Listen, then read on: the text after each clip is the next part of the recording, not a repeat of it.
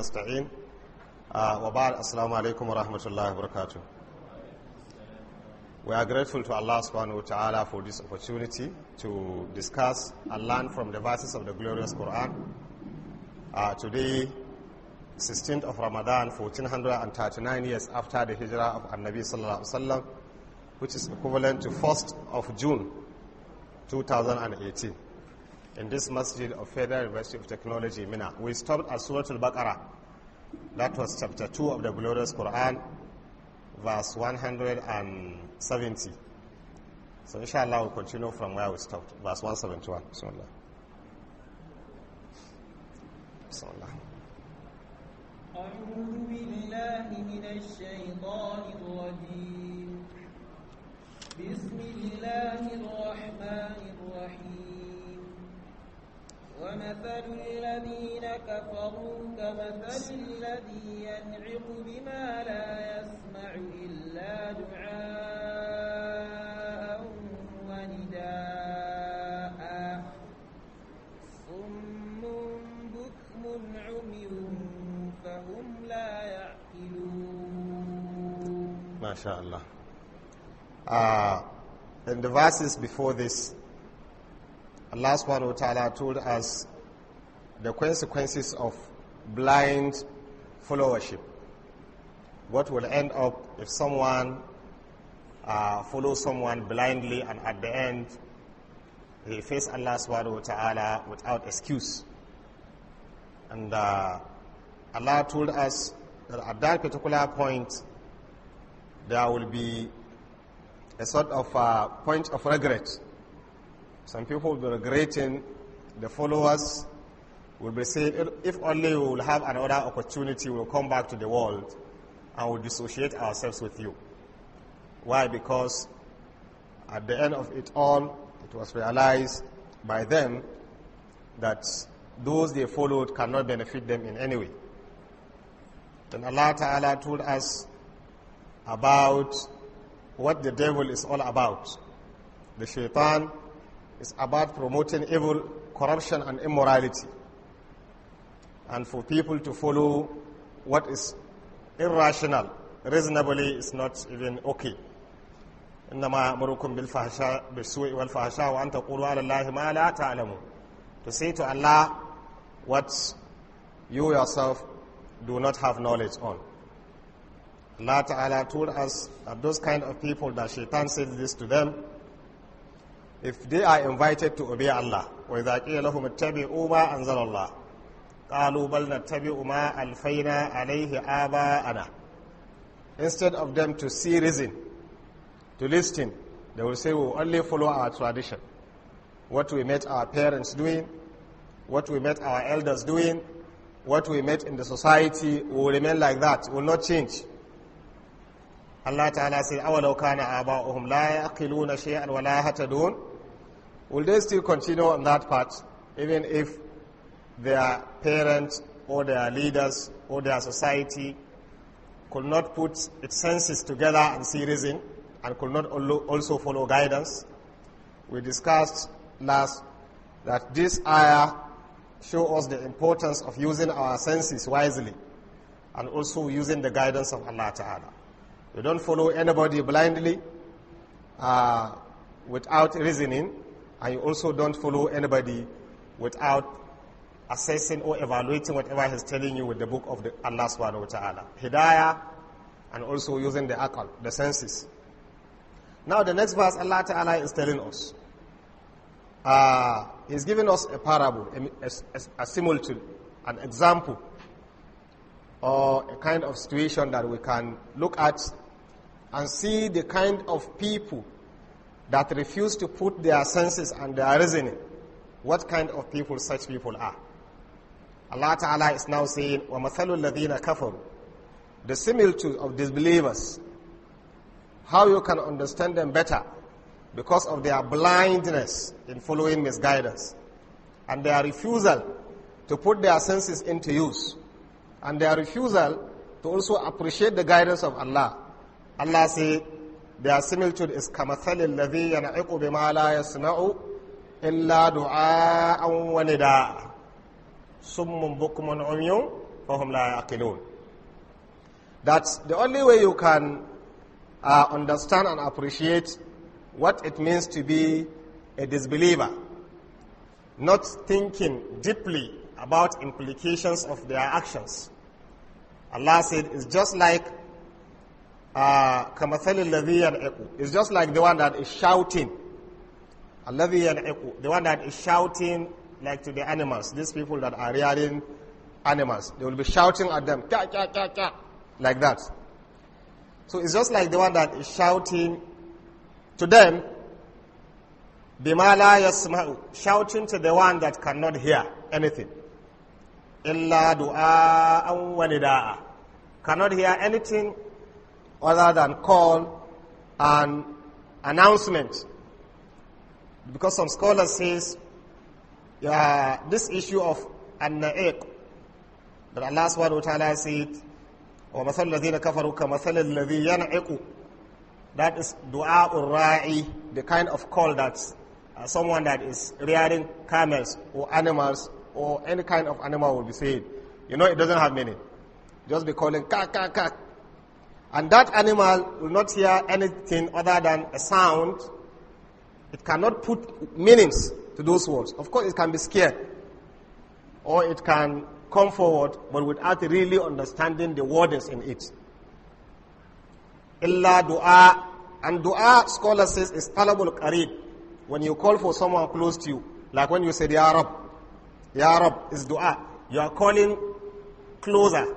You are not raising your voice so high. Then nida'an is talabul ba'id. Kal adhan fi salat. For example, the call of salat is called what? Nida.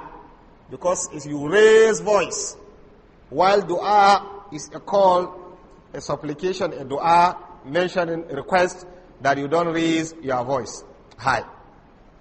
So these disbelievers, Allah is giving their example, is just like the kind of communication that is taking place between the one that is rearing them and the animals themselves. They don't understand anything. Just like Allah subhanahu wa ta'ala told us in another place, that those that could not appreciate the guidance of the Sharia and refuse to follow Allah subhanahu wa ta'ala, Allah said, لَهُمْ أَعْيُنٌ لَا يُبْصِرُونَ بِهَا وَلَهُمْ آذَانٌ لَا يَسْمَعُونَ بِهَا أُولَٰئِكَ كَالْأَنْعَامِ بَلْ هُمْ أَضَلُّ أُولَٰئِكَ هُمُ الْغَافِلُونَ. They have eyes, but they can't use their eyes to see what is beneficial. They have ears, but they can't listen to what is beneficial. Allah Ta'ala said, these are no more than animals. So in the same way, Allah Ta'ala is saying, the one that is preaching Quran, inviting people to the path of guidance, if those people being invited are the people that their heart is sealed with kufr, they will not understand anything. They will not see reason. It's just like that one that is calling these animals, they don't understand it. Of course, they can be scared. Like you see sometimes, those people that are not Muslims, if they hear the recitation of the glorious Quran, it does not mean they are not hearing, isn't it? But their hearing is not a beneficial one because they might probably appreciate the beauty of the recitation, or they may even be scared and don't want to listen to it. As I was told by someone, I mentioned it here, that these people that follow room by room to preach Christianity, they came to their room, they came while talking to him, after preaching, he now brought Quran and started reciting the Quran. I said, no, they don't listen to it, because their own pastor said they didn't listen to this thing, it's like magical. So you see, like some of them, if they hear takbir, they become scared, isn't it? But they don't know the meaning of takbir.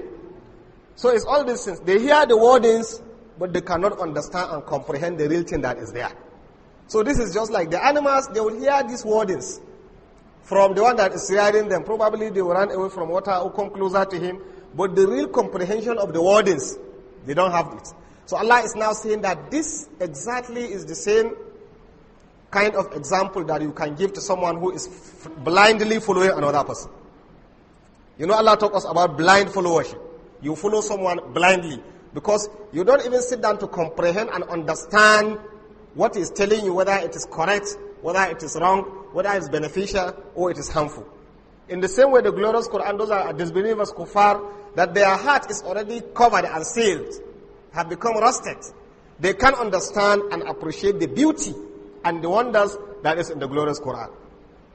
Like someone is saying while trying to show those people that refuse to identify themselves with the truth. لا تعجبا لحسود راح ينكرها تجاهلا وهو عين الحازق الفهم كم ينكر العين ضوء الشمس من رمد وينكر الفم طعام الماء من سقم. You say لا تعجبا لحسود. Don't be surprised for someone who is envious of Quran, envious of what the Muslims are on.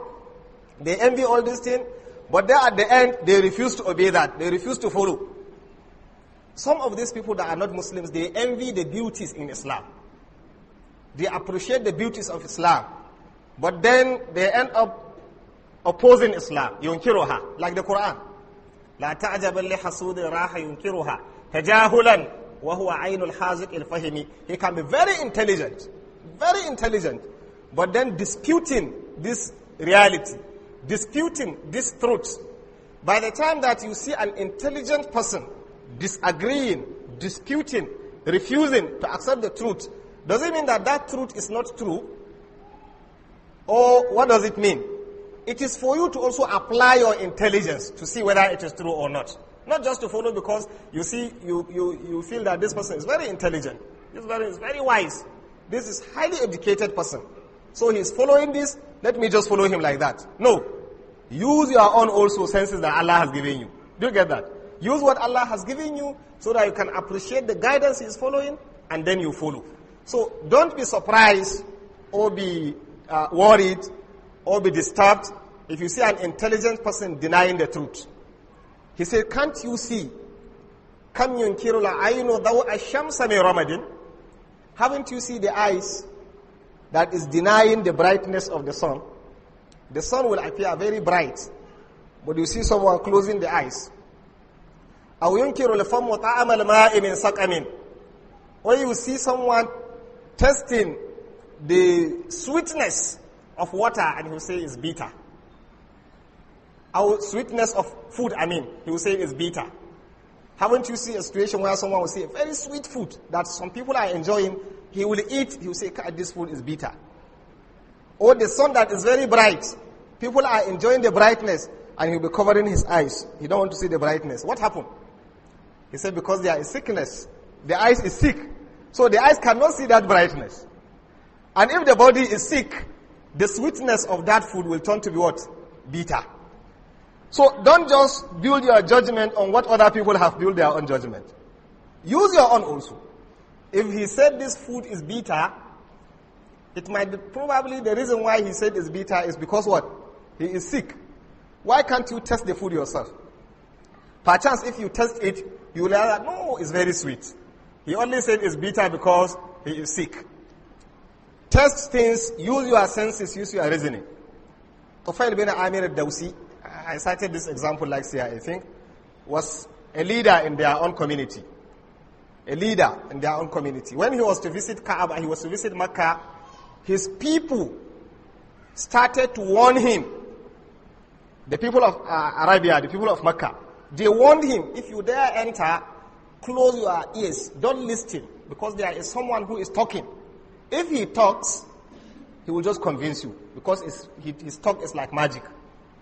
It's like sihr. Don't listen to him. Tufail bin Amir al-Dawsi said, these people started, they were scaring me, till the point I reached, that I said, what I will do is I will take cotton wool and put on my left ears and my right ears, so that if I enter, I will not listen to anybody. And he entered Makkah like that, closing his ears, right ears and the left ears. He entered, so that he will not listen to Rasul at all, because they have scared him. If you dare listen to him, he will convince you, because he's magical, his words. Tufail says that when I entered Makkah on our normal Jahiliyyah visitation, I was there within the Kaaba. All of a sudden, something struck my mind. I said, but ana rajulun labib. I'm intelligent enough. I have my own this thing. Why can't I use my own sense of reasoning? If what I hear is wrong, I should reject it. If what I hear is right, what stopped me from taking it? From there, he now removed this cotton wool and threw it away.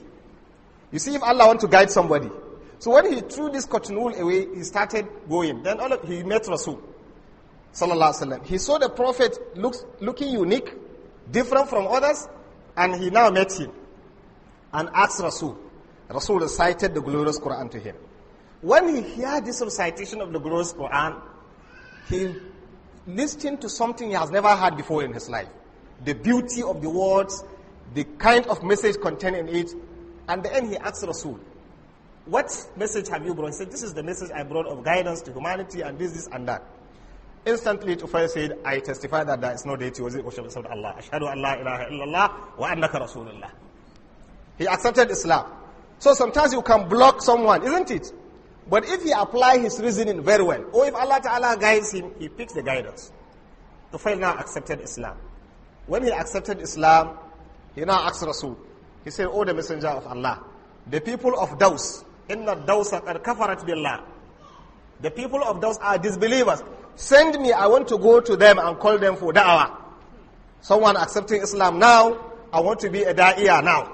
Send me, I want to go and call my people. Rasul said, go and call your people to Islam. Tufail bin Amir Dawsi, when he was about going, he said, okay, I remembered, oh, the messenger of Allah, my people are arrogant people. They are strong-headed people. I want you to just help me with a sign, any sign, an ayah, that if they see, they will know that what I'm saying is the truth. Rasulullah said, oh Allah, make an ayah for him. So Tufail now started moving. When he started moving, coming out, his forehead started bringing out bright lights, like torchlights. As an ayah, like bright, like torchlights. In the night, you see brightness. So Tufail, he now reasoned, he said, but my people can say, Innaha Musla.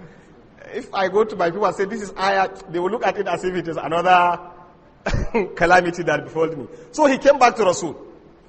He said, oh, the messenger of Allah, ask Allah to change this ayah for me. Rasulullah said, oh Allah, change the ayah for him. When Tufail started moving, this brightness came back to his stick. Anywhere he's moving, just like torchlight. Tufail bin Amir al-Dawsi. He went to his people, the people of Daws. When he went, he started with his mother, his family. He said, look, you know people that accept Islam newly, sometimes they can be very harsh. Immediately he went home, he said, I have nothing to do with you people because you disbelieve in Allah. He started preaching to them in a harsh way, preaching to them in whatever means he can, but his preaching didn't reach far. Majority of them did not accept Islam. He was there for long. He now came, because Rasul asked him to go and stay in his tribe, the tribe of Daws, until when, because the situation in Mecca is so tense. He said, after you heard that I will have become free of all this problem, you can meet me. So Tufail, while he was there, he heard that the messenger have migrated to Medina. So when he had the information, he now prepared his luggages and the few people that accepted Islam to go and meet Rasul. When he was there to meet Rasul after the battle of Badr, after this battle, do you know among those people that follow him, Abu Huraira was part of them. Abu Huraira, radiallahu anhu. That's why some people are saying maybe he's the one that even Abu Huraira accepted Islam from him, because Abu Huraira is from that tribe of Daws. So this Tufail bin Amir al-Dawsi, when he went and met Rasul, he said, oh, the messenger of Allah, do you recognize me? Because the time has taken so long. And Rasul said, are you not so, and so, and so, and so? So Rasul mentioned, he said, certainly. He said, but the messenger of Allah, the people of Daws are too strong-headed. Pray to Allah to destroy them. Let Allah destroy them. So Rasul prepared his hand. Abu Huraira said, when I saw Rasul preparing his hand, I became scared. That, oh, the people of Daws are destroyed. Because Rasul will pray. So when Rasul raised his hand, he said, Allahumma hadi Dawsan. Allahumma hadi Dawsan. Oh Allah, guide the people of Daws. Oh Allah, guide the people of Daws. Not oh Allah, destroy the people of Daws. You see, Rasul, sallallahu Azizun alayhi ma anittum, harisun alaykum bil mu'minina, ra'ufur rahim. Rasul is for guidance, not for destruction. He said, oh Allah, guide the people of Daws. At the end, when Tufail bin Amir al-Dawsi went back to his people, he started preaching to them, and before you realize him, all of them became Muslims. So, Allah Ta'ala is now telling us the similitude of people that are already blinded in guidance. They are just like animals. They will not use their senses. كَمَثَلِ الَّذِي يَنْعِقُ بِمَا لَا يَسْمَعُ إِلَّا دُعَاءً وَنِدَاءً. They are summun bukumun umyun fahum la yaqilun. They are deaf, dumb, blind. La yaqilun. They don't put their reasoning, their sense of reasoning correctly. They don't reason. Otherwise, if you can reason well, there is nothing that cannot make you to believe that the only one you should serve is the one that created you. It's a very simple thing. Allah asks, أَمْ خُلِقُوا مِنْ غَيْرِ شَيْءٍ أَمْ هُمُ الْخَالِقُونَ أَمْ خَلَقُوا السَّمَاوَاتِ وَالْأَرْضِ بَلْ لَا يُوقِنُونَ. Were they created from nothing? Or they themselves created themselves? Or were they the ones that created the heavens and the earth? These are questions. Very important questions. And ask any civilized community, ask that community this question. Did you created yourself? Nigeria, for example, did you created yourself? Nigerians, did you created yourself? Or you just dropped from nowhere? Did you created the skies and the heavens and the earth and all surrounding you? Did you do that? You didn't. Why can't you submit to the one that did all these things? It's simple reasoning. When you begin to attach a sort of divinity to human beings, you say they are divine. You begin to take the attributes of Allah Ta'ala, you give to human beings. The question is here, are these human beings independent of Allah themselves? They are not. There is no created beings on the surface of the earth that is independent. No. Be that a prophet, a messenger, an angel, or whatever. They depend on one thing or the other in their life. Then Allah Ta'ala says He is the one that is as-samad. Allah on whom all depends. Why can't you worship Him and rest? Huwa Allahu ahad. Allahu as-samad. Alladhi lam yalid wa lam yulad. Wa lam yakul lahu kufuwan ahad. These are attributes. Take them very well. No any other created being has these attributes other than Allah. Subhanahu wa ta'ala. So why can't you serve Allah and never say Allah is 2 or 3 or 4 or 5 or whatever? Serve Allah alone. So Allah Ta'ala is said, but the problem is, فَهُمْ لَا يَعْقِلُونَ. They can't put their reasoning. They can't reason well. They can't reason. Simple reasoning, simple mathematics. 1 plus 1 is what? 2. 1 plus 1 plus 1 is what? 3. There is no way 1 plus 1 plus 1 can be 1. It's impossible. Mathematically impossible. I have my mathematics teachers about entering prof. 1 plus 1 plus 1 plus 1 can never be 1. Unless if our prof here will convince us that 1 plus 1 plus 1 can be 1. And then we will begin to say, okay, we have now understood that 1 plus 1 plus 1 is 1. It's not possible. 1 plus 1 is definitely 3. There are 3 things, 3 distinct things. And Allah said it's 1. Allah is alone. No associate, no partner. May Allah Ta'ala assist us. So they are summun bukumun umyun fahum la yaqilun. Just as Allah Ta'ala said, they are kal an'am. Just like people that cannot reason well, like animals that cannot reason well. Lahum a'yunun la yubsiruna biha, wa lahum azanun la yasma'una biha. He said, wa lahum qulubun lahum qulubun la yafqahuna biha. You see, people with reasoning, but they can't put their reasoning well. If you can put your reasoning well, nothing will stop you from accepting Islam. Believe you me. And that is why, as we said, you look at it on the intellectual front, across the globe, Islam is the winning religion.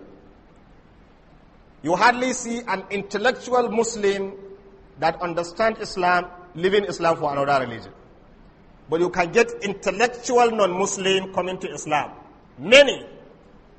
Our only problem is that we don't invest for Islam as Muslims. And that is why if you go to the villages, you go to the poor community in crisis, people are leaving Islam. Because people can leave Islam not on intellectual argument, but on aids, assistance, help, and whatever.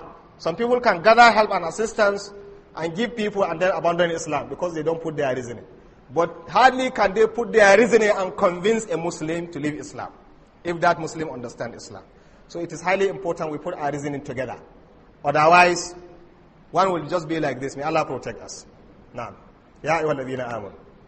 يا أيها الذين آمنوا كلوا من طيبات ما رزقناكم واشكروا لله إن كنتم إياه تعبدون. One other thing about life is that a living thing a living thing, as much as that thing is living, needs something to sustain the life. A living thing needs something to sustain its life. Be that particular thing a prophet, a messenger, a common human being, man, woman, an animal, trees, or whatever, living things. They need something to sustain their own life. Who provides this thing? Who is that provides all these things? So Allah Ta'ala is telling us, as believers, Allah provides all these feedings for us. But He decreed that these are the ones that are beneficial to us, and these are the ones that are harmful to us. And normally in Islam, any natural need of human being, Allah will never declare it as prohibited. There is no natural need of human being that Allah created the human being. Naturally, He needs it, that Islam will say, don't go for it. For example, eating, drinking, sleeping, sexual desires, all these desires. There is no way Islam will say it is prohibited. In Islam, there is no kind of rule that don't marry because of your level in the deen.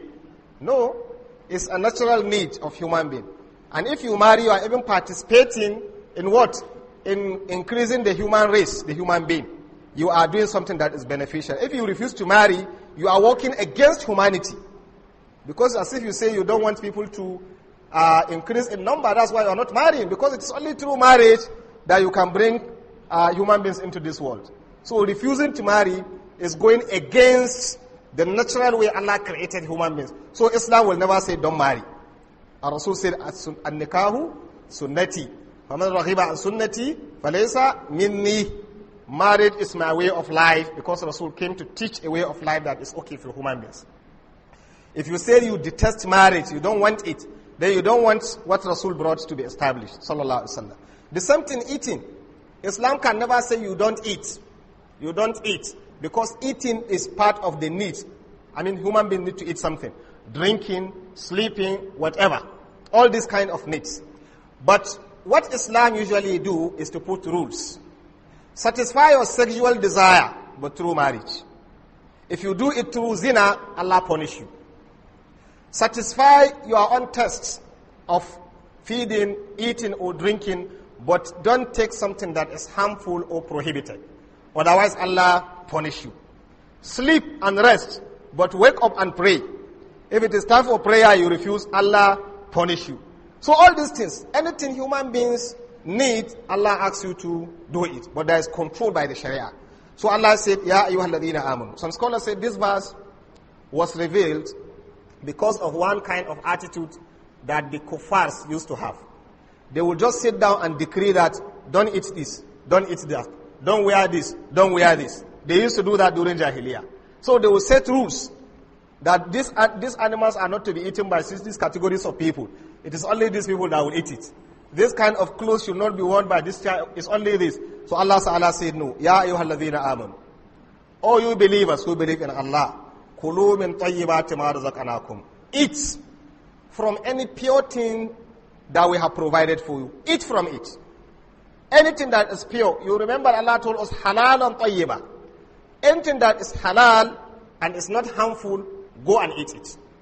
And that is why scholars based on this verse said that anything on the surface of the earth that human beings eat is halal, except those things that Allah said they are haram, which we will get to know them from the verses of the glorious Quran. Otherwise, anything is halal. Kulu min tayyibati ma razaqnakum. The only thing is after you eat or you benefit, washkuru lillahi. You should appreciate and thank Allah. Thank Allah. If you eat, enjoy yourself, then thank Allah subhanahu wa ta'ala. Nabiuna Ibrahim alayhi salam, while describing, trying to explain Allah subhanahu wa ta'ala as the one that he served alone, he said, he is the one yu'imuni, فَهُوَ الَّذِي يُطْعِمُنِي وَيَسْقِينِ وَإِذَا مَرِضْتُ فَهُوَ يَشْفِينِ. Allah is the one who yu'imuni, who feeds me, and also he provides drinks for me. And وَإِذَا مَرِضْتُ فَهُوَ يَشْفِينِ. If I am sick, he is the one that cures me. وَالَّذِي أَطْمَعُ أَنْ يَغْفِرَ لِي خَطِيئَتِي يَوْمَ الدِّينِ. He is the one that I have hope after death, he will forgive me my sins. He is the only one I serve.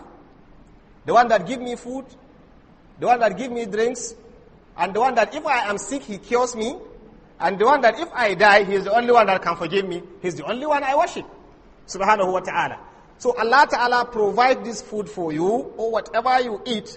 When you eat it, you should appreciate washkuru lillahi in kuntum iyahu ta'budun. It certainly is Allah ta'ala that you worship. Now.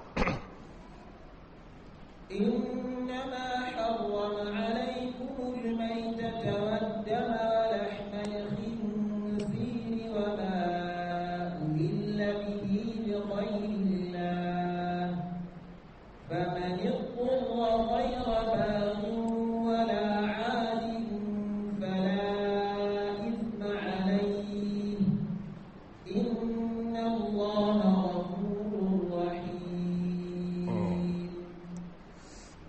Allah subhanahu wa ta'ala said, I said earlier, anything you see on the surface of the earth that people are eating is halal. Anything that people are eating is halal. Whether you like it or you don't like it, whether it is sweet to you or it's not sweet to you. If others are eating, don't say it's haram. Even if it didn't appeal to you, it is halal. As much as Allah did not declare it as haram, and as much as that particular thing is not harmful. So Allah is saying, eat everything, but إِنَّمَا حَرَّمَ عَلَيْكُمْ. Certainly, what only Allah made prohibited on you, that you shouldn't eat, you shouldn't benefit from that, is إِنَّمَا حَرَّمَ عَلَيْكُمُ الْمَيْتَةَ وَالدَّمَ وَلَحْمَ الْخِنْزِيرِ وَمَا أُهِلَّ بِهِ لِغَيْرِ اللَّهِ. Those things that Allah prohibited you and asked you not to consume or eat are al-maytata, the dead animal, the animal that died natural death. You don't eat that, other than the one that you slaughtered. Al-maytata. Wad-dama. And you are not also to take and to consume blood. Scholars will say, damun masfuh. The blood that gush out. Not the blood that remain with the meat. That's damun masfuh. If you slaughter an animal, the blood will gush out. So that blood that is gushing out, don't gather it together and consume and eat. Even if you say there is one benefit, Allah says it's haram. But then the blood that remains on the meat is not the one that Allah is referring here. That's why it's called damun masfuh. The blood that gush out, not the one that remain, or all those ones that are attached with the other organs in the human, in the animal itself. All these ones, whether they are spleen, whether they are the heart or the whatever, these ones, there will be blood in it, but this one is permissible. The one that is haram is the one that gush out for you to gather and collect. So that is the dam that Allah Ta'ala is saying. So Allah said, وَالدَّمَ وَلَهَمَ الْخِنْزِيرِ وَلَهَمَ الْخِنْزِيرِ. Allah also prohibited you to take the pork, meat swine, this meat of, what do you call it? Pig. Allah Ta'ala declared it as haram. It is prohibited. Whether you say there is benefit or there is no benefit, it is haram. Allah Ta'ala said it is also haram for you to take that. وَمَا أُهِلَّ بِهِ لِغَيْرِ اللَّهِ. And whatever have been killed and dedicated to other than Allah, dedicated to other than Allah, Allah make it to be prohibited also for you. Some scholars said, oh, what another name other than the name of Allah is mentioned at the point of slaughtering, you also don't take that, it is haram. But Allah Ta'ala said, فَمَنِ اضْطُرَّ غَيْرَ بَاغٍ وَلَا عَادٍ فَلَا إِثْمَ عَلَيْهِ. You see the beauty of Islam. In the first place, Allah said, everything beneficial on the surface of the earth, permissible for you to eat. Use it. But then there are a few exceptions. Don't come to this, don't eat this, don't do that. How about if you are pushed under necessity, that you don't have any other thing to survive on other than that thing that Allah said is haram? What do you do? So Allah Ta'ala said, فَمَنِ الطُّرَّ. Whoever is pushed to necessity and cannot have any other option, this kind of person, غَيْرَ بَاغٍ وَلَا عَادٍ. Not that he want to deliberately commit sin, baghin, like zalim, the one that is committing wrong thing, wala adin, or the one that has gone outside the rules of Allah Ta'ala. So if you are a Muslim, dedicated person, not trying to disobey Allah Ta'ala, but you are pushed to necessity that you might die, If you refuse to eat from those things that Allah prohibited, then Allah Ta'ala said, "Fala ithma alay." There is no sin. There is no sin. So you can eat dead animal if that's the only option you have. You can eat the blood if that's the only option you have. You can eat all the prohibited things if that's the only option you have. What is this telling us? The value of life. Life. And that is why scholars of Maqasid Sharia, they will say among the major objectives of the Sharia of Islam, why the Sharia of Islam is there established is what? Hifzul Deen, Hifzul Nasr, Hifzul Aqal, Hifzul Nafs, and Hifzul Mal. Isn't it? 5 things are the major objectives of Sharia of Islam. 5 things. 1, Hifzul Deen. The Sharia is there to protect your belief. Because if your belief is corrupted, even if you enjoy this world, you will enjoy the worst of situation in the hereafter. So the Sharia is to protect your deen, your religion. Then the next, Hifzun Nafs. The Sharia is there to protect life. To protect life. And then Hifzul Aqal. The Sharia is there to protect people's intellect. Hifzul Nasr. The Sharia is there to protect people's genealogies, their parental or relationship.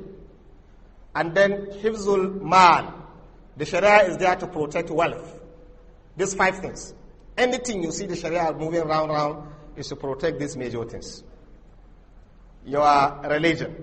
And this religion, even the kuffars, the Ahl al-Kitab, they are not forced to live their religion. Isn't it? La ikraha fi din. There's no compulsion on the deen. But your religion as Muslim must be protected so that it should not be left and at the end you lose this world and lose the hereafter. Then your life, hifzun nafs, protection of life. If life is threatened, even the Sharia can be suspended. If life is threatened because of the value of what? Of life. Scholars of usul, they put some rules like ad-dararu yuzal, ad-darurat tubihu al-mahdhurat. Ad-dararu yuzal. Scholars of Sharia of usul, they would say ad-dararu yuzal. Anything that is harmful should be removed. So in the process of implementing Sharia or doing anything to promote the Sharia, you see something harmful to the community, wait, remove that harmful thing first. Because people should not be exposed to danger.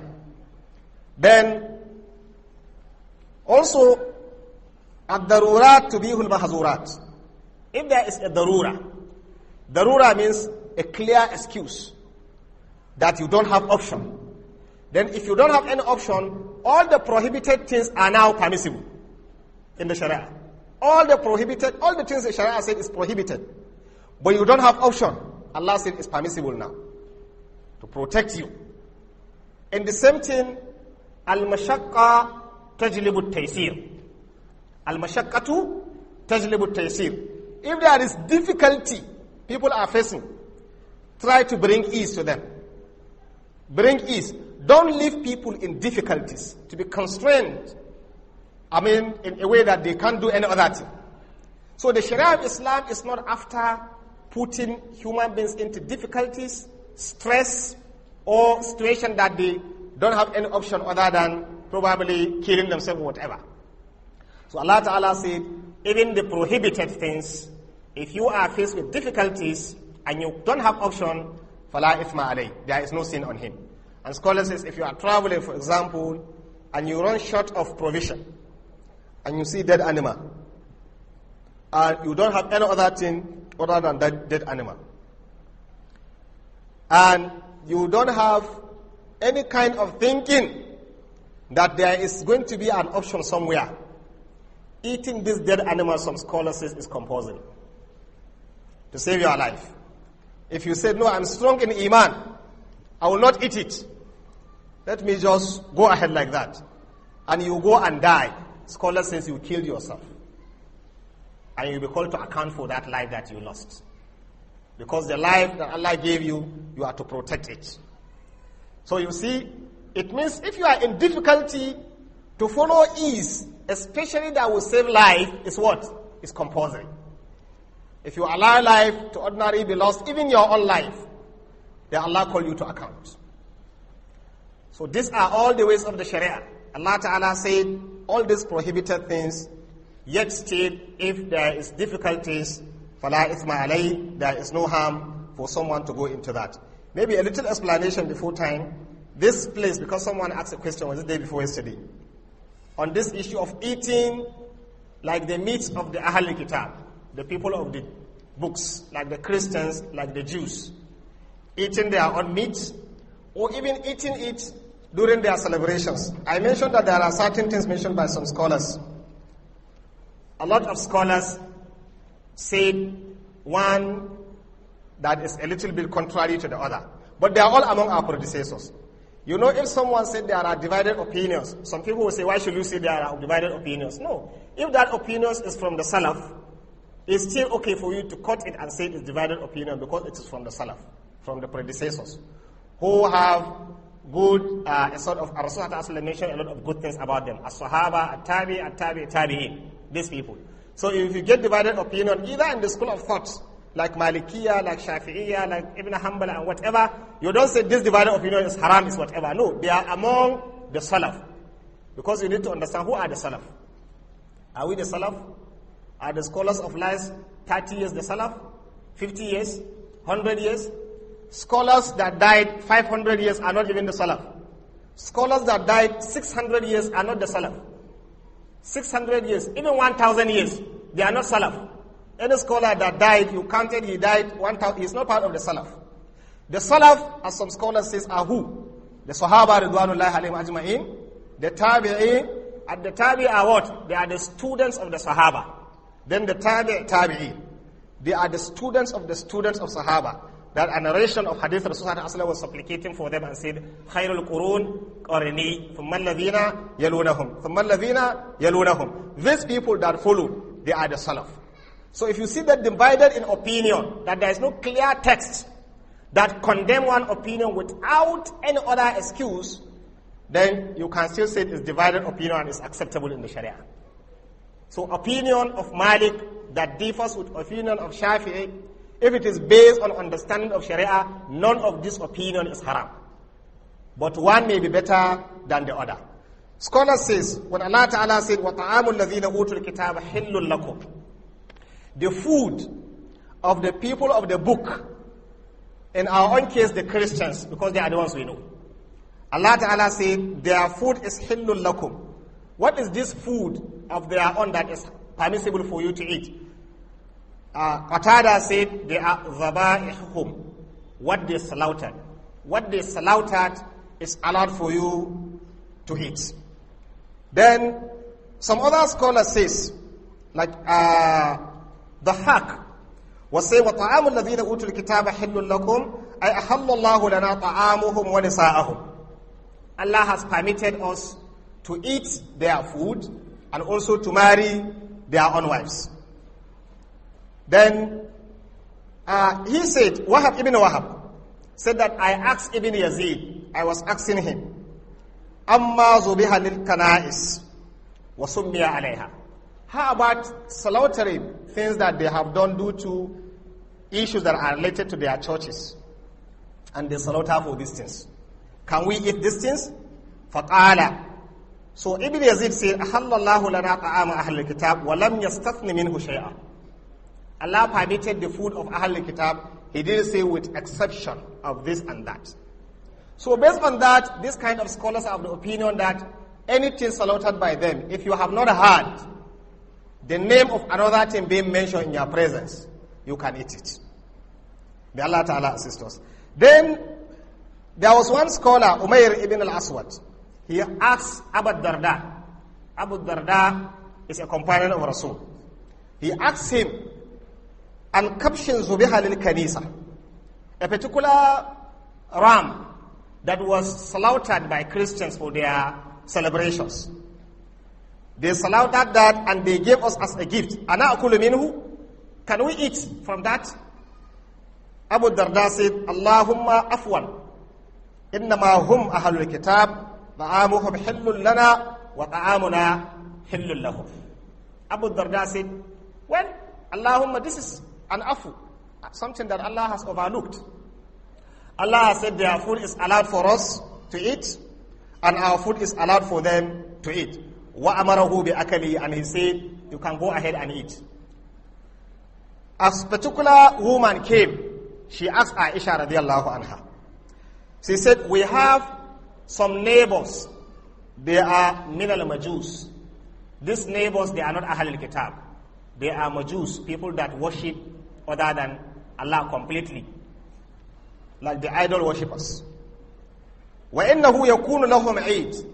They used to be celebrating. They used to have some periods of celebration. فَيَهَدُونَ لَنَا. And they used to give us gifts during that celebration. They are celebrating. They are what? Idol worshippers. They are observing one kind of celebration. They will take their gift during celebration. They will give us. They asked Aisha radiallahu anha. فَقَالَتْ Aisha said, أَمَّا مَا ذُبِهَ لِذَلِكَ الْيَوْمِ فَلَا تَأْكُلُوا. But what have been slaughtered for that day, don't eat it. What have been what? Slaughtered for that day, don't eat it. وَلَكِنْ كُلُوا مِنْ أَشْجَارِهِمْ. But the fruits and other things they give you, you can eat. So Ibn al-Qayyim, Ibn Taymiyyah, while analyzing, there are so many things a lot of scholars mention. I realize that there is no much time. While giving the analysis of all these things, he said, eating the food of people is not related to their celebration. It's not related to their celebration. It's related to their own deen, religion, and what they slaughtered. So if the Christians are celebrating Christmas and they give you fruits, do you get that? Or things that they did not call the name of other than Allah and slaughter, you can eat those particular things. But if they put the name of something and call a name of other than God and slaughter, then you now translate it as wama uhilla. Do you get that? What the name of other than Allah had been dedicated and called. So you don't eat that slaughtering, but you will eat the other food that are not related to that. If on the other hand, they slaughter these animals, not during their celebrations, which are not our fixed celebrations, you don't believe in them as they are not true. They slaughter it other days and they are eating. Even if it is meat, you eat their own slaughtering. Because Allah Ta'ala said, their food is allowed for you to eat, and their women, they are allowed for you. Meaning that what they slaughtered is allowed for you. This is what scholars of TAFSIR say. So these are areas. Other scholars have other opinions. I'm just telling you that there are opinions so that you don't see someone eating and you say this is haram, this is that, this is that. There are opinions of scholars in respect to that. But then a better opinion, or that can be, one can have comfort, is the scholars that say it is what? It is makruh. It is detested. It is better avoided. Why? Because so many of the celebrations, especially of Christian celebrations, most of the celebrations are not even Christian in origin. They are related to idol worship, but in one way or the other, changed, reformed, and whatever, and then adopted. But if you look at it, some are related to Greeks, to Roman gods, and whatever. They are not related to Christ himself. May Allah Ta'ala assist us. So this area of eating food, the same thing, the area of marrying their wife, their ladies. It is not haram to marry a Christian lady. It is not haram, because Allah didn't declare it haram. Allah Ta'ala did not declare it haram.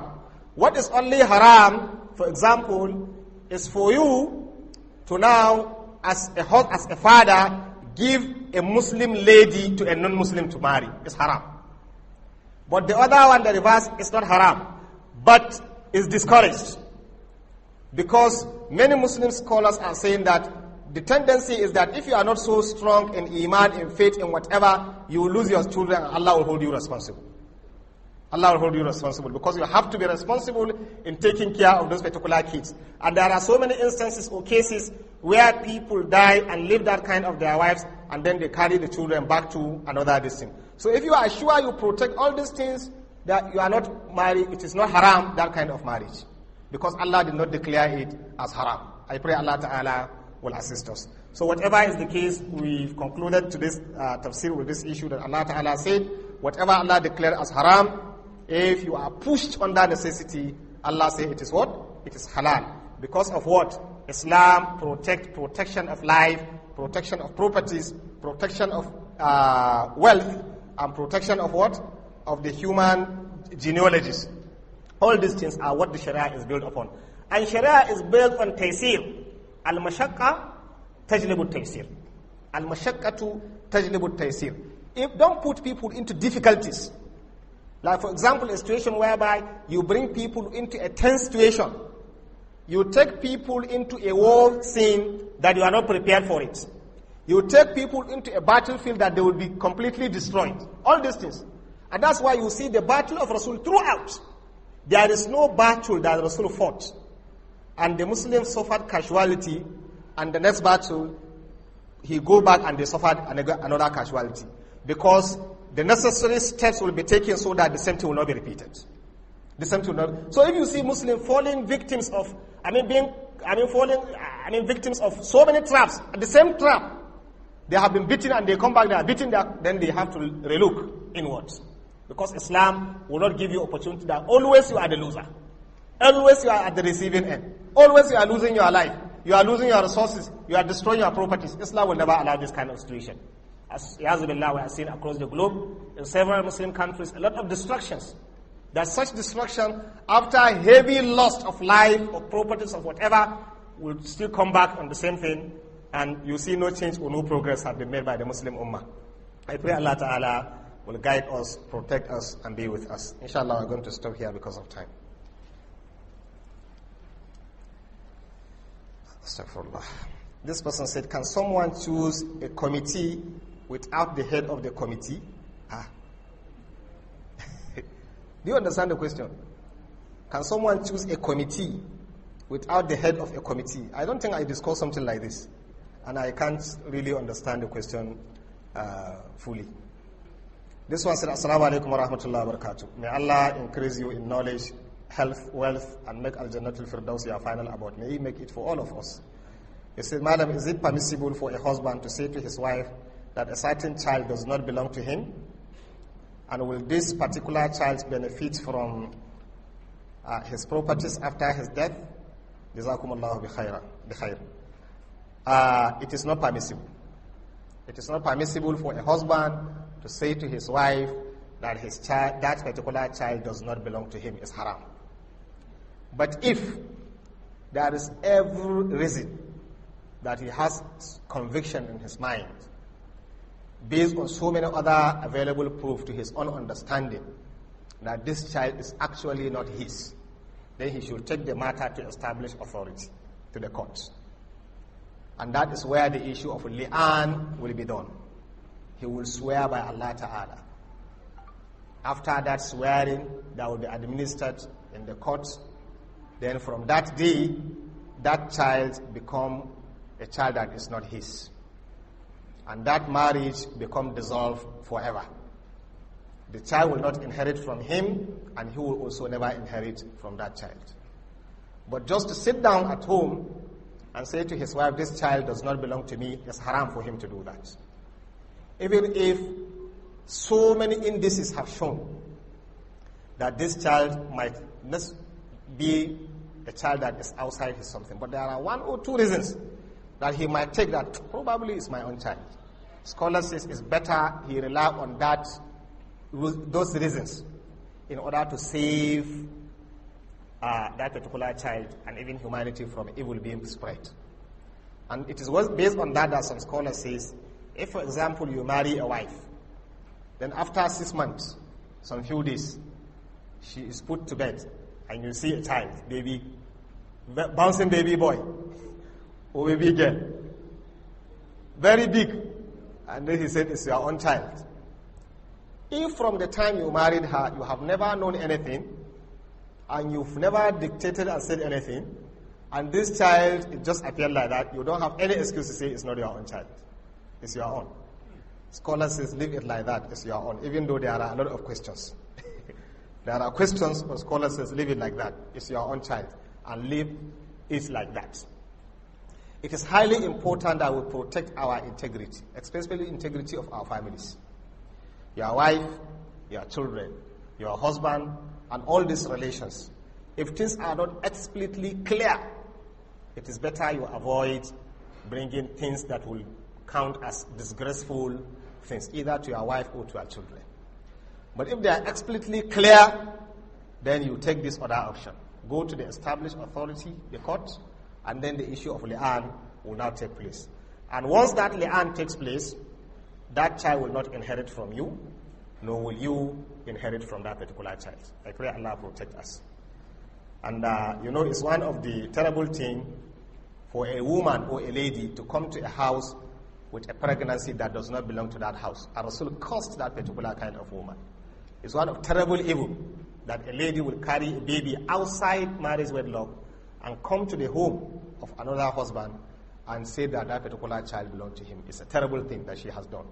So it's very important for us to avoid all these immoral things, because Islam frowned at zina, adultery, fornication, and whatever. May Allah protect us. This person said, Assalamu alaikum wa rahmatullahi. Please, madam, my question is that, is it possible to continue eating suhoor after Salatul Subhi has been called? May Allah accept our act of ibadah. It's possible. It's possible because sometimes there are some muazzins that are very eager to stop people from eating. Very eager to stop people from eating. So those muazzins, if they call, you can, and you have started eating, try and rush and finish it. Try and rush and finish it. It's established by the Sunnah and by scholars of Sunnah that you can finish the food that is before you, even if you have had the call of Salat. In the fiqh of Malikiya, Maliki school of thought, scholars of fiqh of jurists are the ones that nearly all of them agree that it is only the food that is already in your mouth that you finish. But the one that have not gone there, you leave it. And then you continue with the fasting like that. So it depends on the situation. If one is terribly distant, it's better you take that situation of scholars of hadith, and it will save him a lot. Especially these days we have a lot of muazzin, so many. Some of them rely only on the clock. They don't know even the al-fijr itself. So if the clock is fast and is 20 minutes ahead, once they look at it 20 and say, as-salatu khairu minan nawm, if they are the ones that call as-salatu khairu minan nawm at last, and then it will cause problem. I pray Allah assist us. But the issue is that you yourself, you have to be conscious and alert. The preferred time for you to stop eating suhoor is a time that is around about 10 to 15 minutes or 5 minutes, because mention of 50 ayats. The scholars of recitation, how many minutes will you take you to recite 50 ayats? 17. Like 17 minutes. Has 50. And you take like 17 minutes to finish it. So it's better you stop eating like 17 minutes to the time of the appearance of the Fajr. That's the best thing for you to do. I pray Allah assist us. This one says, Assalamu alaikum wa rahmatullah. Please, is it permissible or not permissible to take plants that has the ability to intoxicate when taken in large quantity, but in small quantity does not? Most of these plants are used in industries in producing drugs for consumption. When we talk about alcohol, there is the natural families of nol. That is the chemical alcohol. There is the prepared. So if you take the family of nol, and then you begin to say anything that has that is prohibited, then you are not fair to the Sharia itself. Because in so many things, there are all those families there. So chemical alcohol that is natural in the particular tree, fruits, leaves, or whatever, they remain as belonging to the family of null that are not haram, unless if extracted and then made in a way that even if it is little or much, it can intoxicate. The Rasul said, whether it is little, whether it is much, it is now haram. So if it extracted purely, and it's now something that can intoxicate, then it is haram. But if it remains in its own chemical content, we have our scholars here, our elders, our professors. I'm going to the field that I can't understand, I can't explain very well. But then, if these things are naturally in those particular trees, plants, seeds, or whatever, they form the permissible categories of this, and they are permissible. And some scholars even make use of this to say, including those scents that some people will say scents that have null. Are they haram? Even if the scholars of the opinion of scholars is even divided whether if alcohol touch you is haram or not. But then whether those ones are haram or halal, scholars will say if it is chemical content of that has this percentage of so percentage, 0.0 something percentage of this family of null, and then other it is not enough for you to qualify that thing as haram. Because it is not that intoxicated alcohol that was extracted and added into it, but it is a chemical component of the entire natural thing that is there. And that cannot make it to be haram. Allah Ta'ala a'lam. So anything that is natural, remain natural. Unless if at natural level, it can still intoxicate, it is harmful, then you don't use it like that. Inshallah, we're going to stop here. Whatever I said which is right, may Allah reward us and guide us to the straight path. Whatever I said which is wrong, may Allah take it away from our minds and make it possible for us to get corrections. اللهم ربنا عليك توكلنا وإليك أنبنا وإليك المصير. اللهم اغفر لنا ذنوبنا وكفر عنا سيئاتنا وتوفنا مع الأبرار.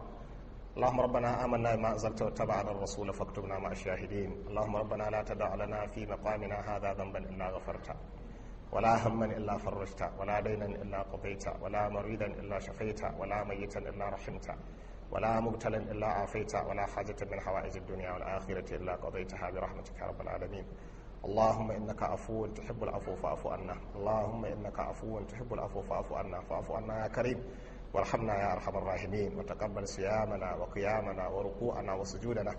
اللهم اغفر لنا ولإخواننا الذين سبقونا بالإيمان ولا تجعل في قلوبنا غلا للذين آمنوا ربنا إنك رؤوف رحيم. اللهم صل على محمد وآل محمد كما صليت على إبراهيم وآل إبراهيم إنك حميد مجيد وبارك على محمد وآل محمد كما باركت على إبراهيم وآل إبراهيم إنك حميد مجيد. سبحان ربك رب العزة عما يصفون والسلام على المرسلين والحمد لله رب العالمين. سبحانك اللهم